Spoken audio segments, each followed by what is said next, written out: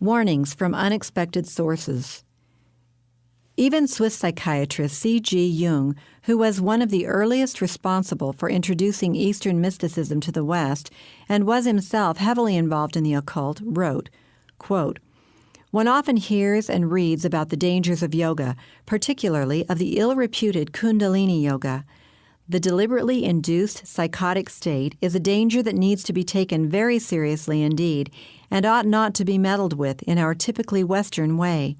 It is a meddling with fate which strikes at the very roots of human existence and can let loose a flood of sufferings of which no sane person ever dreamed, hellish torments." End quote. Yet Yogi Bhajan and other gurus who brought yoga to the West declare that Kundalini is the savior. If so, why should it be so dangerous to arouse it? And why should it be ill-reputed? Jung must have known something from his experience both in the East and as a psychiatrist that would cause him to issue such a warning. One can only wonder, then, why those who are drawn into yoga by advertisements concerning its alleged health and spiritual benefits are not given this kind of essential information. Is the truth, as is the immorality of the yogis, suppressed for commercial reasons?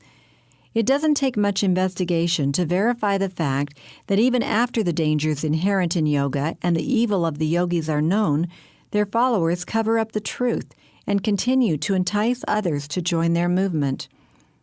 Rare are those who tell the truth, such as in this stern warning from Puran Bear, American Sufi master.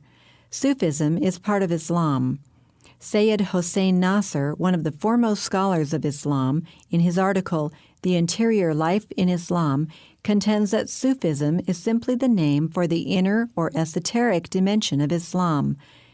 Bear, who continues to teach yogic meditation, declares, quote, "There is a great danger in raising Kundalini in the first place.